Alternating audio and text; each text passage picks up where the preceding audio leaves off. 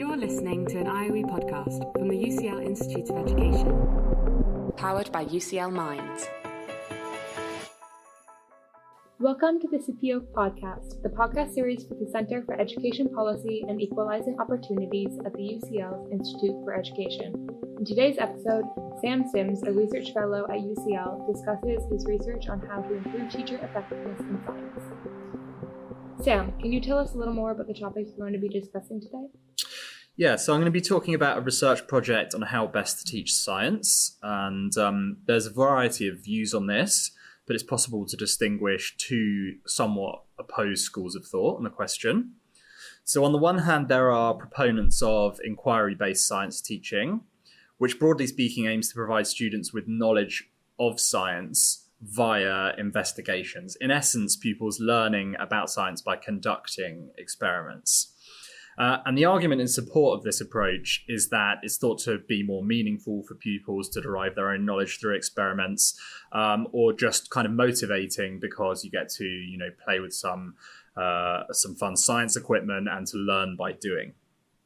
On the other hand, there are opponents of inquiry-based teaching who advocate for teachers essentially just providing the knowledge more directly to the pupils. And the argument here is generally couched in terms that if we ask pupils to conduct complicated science experiments, then the additional kind of demands that place on their working memory, the additional cognitive load involved, is likely to sort of crowd out the underlying science, and perhaps pupils come away remembering the equipment they used rather than the underlying science that the teacher's trying to get across. Great. Super interesting. How did you come to study this particular topic? Well, I'm interested in teachers more generally. So, for example, my PhD focused on the shortage of teachers in England.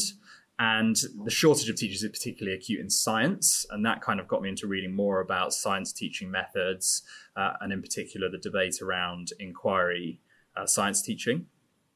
On a more practical level, I suppose my PhD supervisor, John Jerrim, who has led a lot of the analytical work on the PISA study, the kind of international student assessment study, for England. And he has spotted that in the pupil questionnaires in that data, they've actually got a series of carefully designed questions intended to measure the frequency with which pupils experience inquiry-based science teaching in their science classes. So we kind of set out to investigate, using this data, the relationship between inquiry-based science teaching and pupil attainment. So why do you think this is important? There's a long-standing concern in the UK that as a country, we don't produce enough scientists, so in particular graduates, in the science, technology, engineering, mathematics area. And that this leads to shortages of highly skilled labour. It's not hard to find newspaper articles or the CBI, for instance, talking about the shortage of STEM graduates.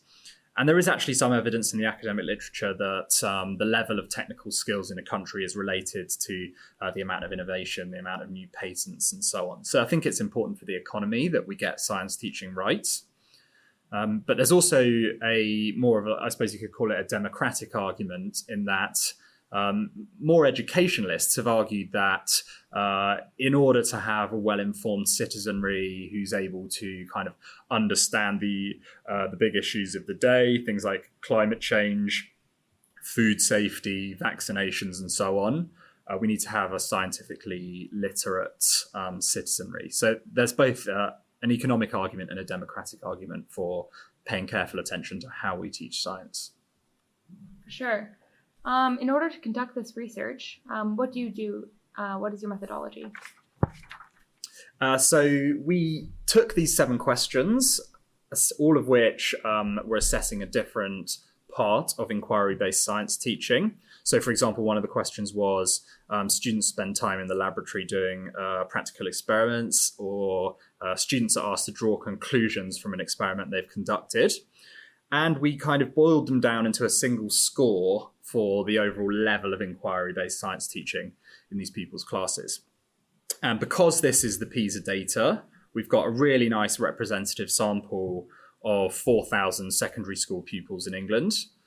And that also has the PISA test results in it.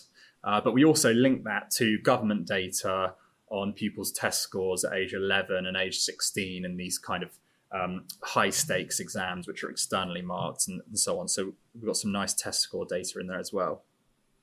And then we look at, quite simply, what's the relationship between the frequency of inquiry-based science teaching that a student receives and their results in science examinations. One obvious concern with that approach, because we're not running an experiment here, is that perhaps the high attaining pupils or pupils in effective schools just happen to be experiencing more inquiry-based science teaching. But it's not the inquiry-based science teaching that's actually improving their attainment. So it's the question of correlation and causation. And we try to address this as well as we can by doing two things, really. One is comparing students who attend the same schools. So we're looking at within school variation, where all the pupils share the same school leadership or the facilities and resources in the school and so on, same peers. And we also control for a whole bunch of pupil characteristics, but most importantly, the pupils' prior attainment at age 11. So we're essentially comparing pupils in the same schools who, as far as we can tell on these test results, have similar levels of ability, and then seeing if any association remains between inquiry-based science and their science results. Thanks, that's really clear. That makes a lot of sense. So with this research, what have you found or what do you intend to find? So we find no statistically significant association between the amount of inquiry-based science teaching that a pupil experiences and their results on these high-stakes exams at age 16. So it just doesn't seem to matter one way or the other how much inquiry science these pupils get. But one kind of very reasonable objection to this is that inquiry science teaching is not just a method of teaching science, but actually aims at teaching pupils different things. So you're teaching them how to perhaps think like a scientist, or how to interpret results, how to, you're preparing them to go out into the world and be more like a scientist. And that's a reasonable kind of counter argument. But the nice thing about our data set is that in this PISA data, because the PISA tests are international, they can't examine, the national curriculum in England or the curriculum in France. So the way that the people who run PISA get around this is to assess pupils' ability to kind of apply scientific ideas to so-called real-world problems. So much more just thinking like a scientist. So when we use the PISA results as our outcome measure, rather than the GCSE results, we actually find, again, the overall pattern is no association, but we find that pupils who experience high levels of inquiry science actually perform slightly worse on those tests. So it seems like inquiry science teaching isn't helping even on these tests that are arguably better aligned to the aims of inquiry. Lastly, there's an important debate in this literature about the importance of guidance. So you can imagine two pupils, both of whom experience lots of inquiry-based science teaching, but one of the pupils is able to some extent, determine the experiments they're going to do, determine the precise methods or equipment they use, and has a lot of freedom in interpreting the results. At the same time, you could teach using an inquiry method, but the teacher could have high levels of guidance there, advising the pupils exactly which experiment to do, telling them precisely which methods to use, and even kind of helping them do the interpretation at the end.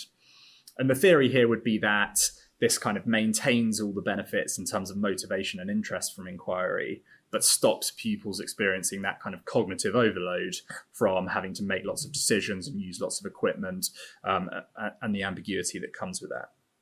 So to test this, we split our sample in two, essentially, into those that experience the high level of guidance. And again, we measured this using 4 questions from the pupil questionnaire, and pupils that experience a low level of guidance. And then within those groups, we look to see if there's an association between inquiry and pupil attainment. And we do actually find some positive associations here between moderate levels of inquiry teaching, so not pupils that are doing it all the time, and not pupils that are doing none of it, just kind of a happy medium in a way, and attainment in science where the pupils are receiving lots of guidance on how to do it. So this is kind of consistent with what we might expect from theory.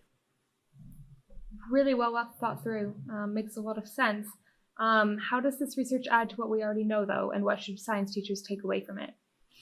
So there's quite a lot of existing evidence on this, and quite a lot of that is from nice experimental studies where they've randomly exposed half of the pupils to inquiry and half of the pupils not to inquiry. But they're often conducted in lab settings or in small samples in real schools. I think what our study adds is that we show that you get broadly the same set of results. This idea that inquiry seems to be no better than direct instruction unless it's highly guided. But we show that this happens, this result holds in kind of real world schools in a nice representative sample and using these high stakes outcome measures.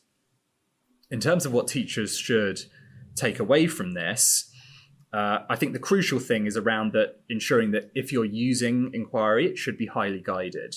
And so some of the practical ways that teachers can achieve that are through reducing the scope or the number of decisions involved in the investigations, the experiments that pupils run, modeling the solutions or modeling the investigations for pupils before they try them themselves, so they have a kind of model to work from, or providing kind of prompts and heuristics that help direct pupils' attention towards the crucial aspects of the task they're doing or the crucial sort of scientific content of that task to stop this problem of them being kind of overloaded with tasks and information.